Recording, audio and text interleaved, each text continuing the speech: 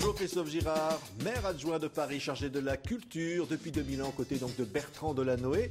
Peut-être serez-vous candidat à la succession de Bertrand Delanoë l'année prochaine ou pas du tout? Dans 2 ans même.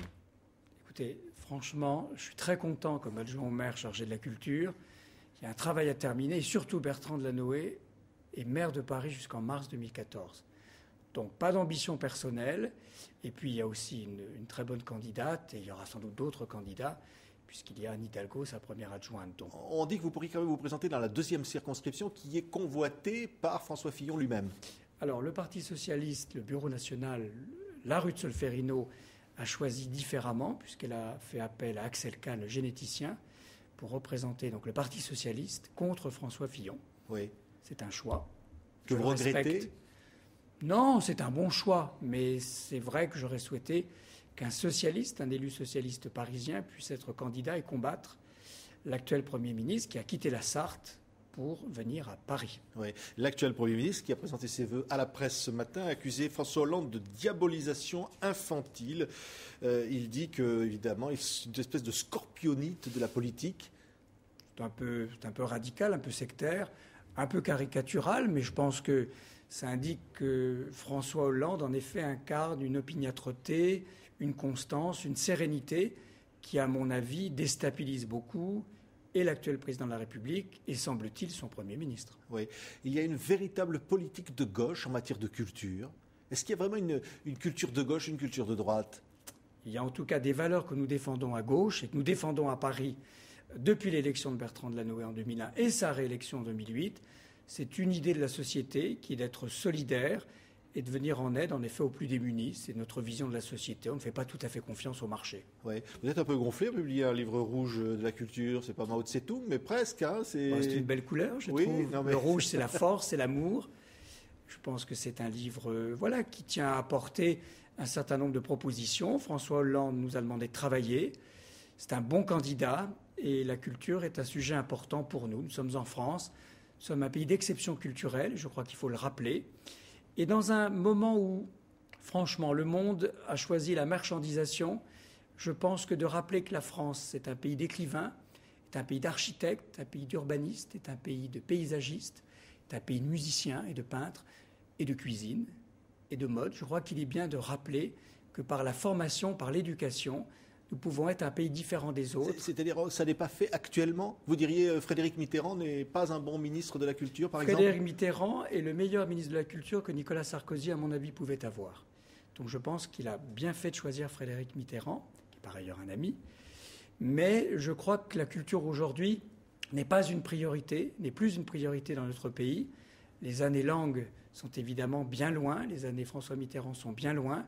Et je crois que nous avons intérêt à réaffirmer que la culture construit l'individu, qu'elle permet aux enfants de se forger un esprit critique et surtout de ne pas être simplement un consommateur, mais de devenir un citoyen à part entière. Donc faisons l'investissement. Et puis sur le plan économique, la culture a des conséquences formidables. Lorsque les festivals sont annulés ou s'arrêtent dans telle ou telle ville ou telle région, c'est qu'une catastrophe pour les hôtels, pour les restaurants, pour les magasins. Vous n'avez pas l'impression qu'aujourd'hui, avec la crise économique, finalement, la culture passe au second plan? On se dit c'est moins indispensable finalement que le reste.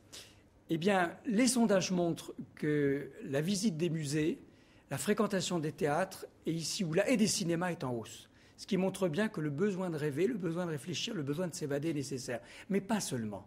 Je pense que la culture, la lecture d'un bon livre, voir un très bon film ou revoir un tableau important au Louvre, par exemple, ou dans un des musées de la ville, eh bien, permet en effet de nous élever et de mieux vivre ensemble. Partager, franchement, une exposition dans ces discussions ou un film, c'est peut-être un petit peu plus intéressant que de comparer ses chaussures ou son dernier téléphone. Vous dites on ne consacre pas assez d'argent à la culture. Vous comparez par exemple le chiffre d'affaires consolidé de TF1 en 2010, vous dites c'est 2,6 milliards d'euros. C'est un tiers de tout le budget de la culture. Oui, c'était pour dire que la France, qui est un pays de culture, un pays d'artistes, a toujours un petit peu tendance quand même à se vanter. Finalement, le budget de la culture, le budget national, n'est pas si important. Il faut le monter, malgré la crise, malgré les difficultés. Il faut mieux le gérer, il faut mieux dépenser. Ce que je crois, c'est qu'il faut que l'État diminue son train de vie. Quand j'entends que tel secrétaire d'État a fait 60 voyages, secrétaire d'État, je crois qu'il s'occupe des Français de l'étranger. je ne suis pas certain que ça soit très utile de dépenser 60 billets d'avion, 60 séjours d'hôtel. Je crois que ça serait mieux de réduire le train de vie de l'État et de consacrer en effet cet argent à plus d'éducation artistique, à plus de bibliothèques ou à plus de conservatoires. Mais l'Europe elle-même, vous le dites vous-même, ne consacre que 0,1% de son budget à la culture. L'Europe, c'est vraiment trop petit, alors que nous avons le devoir, si nous voulons que l'Europe ait un sens, qu'elle soit aussi une Europe culturelle. Oui. Alors, vous citez évidemment beaucoup de propositions. Vous dites qu'il faut créer une salle Internet pour diffuser des spectacles, par exemple. Ça, c'est possible. On va diffuser des spectacles sur Internet, comme une salle. Les Japonais ont un petit temps d'avance sur nous. D'ailleurs, ils ont inscrit le numérique dans leur ministère de la Culture. C'est ce que vous souhaitez aussi. Vous souhaitez changer le nom du ministère de la Culture, de la Communication, pas le changer, et du numérique. L'élargir. C'est-à-dire. Mais ça, est-ce que ça peut changer vraiment quelque chose qu'une appellation, c'est tout? Non, pas du tout. Parce qu'aujourd'hui, le numérique relève du ministère d'Éric Besson, donc du ministère de l'Industrie. Le numérique, c'est comme la télévision, lorsqu'en 1986, la télévision est entrée, la communication, dans le champ du ministère de la Culture. Pourquoi? Parce qu'Internet, comme la télévision ou la radio, sont des vecteurs formidables de diffusion de la culture. N'ayons pas peur d'Internet, mais saisissons-nous d'Internet pour permettre à beaucoup plus de personnes d'accéder en effet au spectacle. La salle immatérielle, c'est quoi?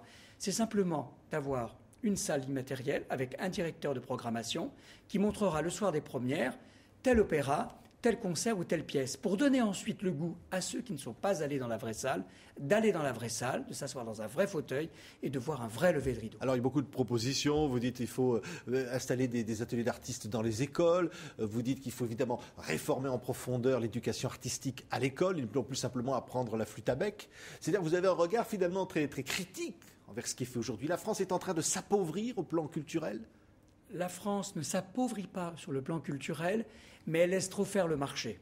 Je crois que, comme l'éducation nationale, la culture relève d'un service public. À chaque fois qu'on laisse la culture, finalement, aux mains des marchands, je pense que c'est le profit qui sera le moteur, si vous voulez, principal. Or, la culture, c'est le savoir, c'est la formation de l'esprit critique, comme je le disais tout à l'heure. C'est dès le plus jeune âge que l'on apprend à un enfant, en effet, s'il a des dons pour l'écriture, pour le dessin, pour la musique, il faut l'encourager. On sera de bien meilleurs citoyens.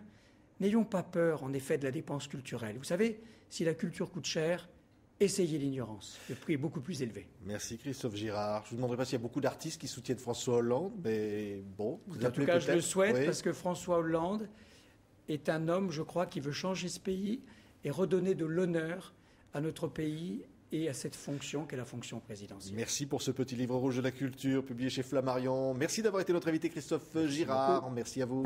Merci.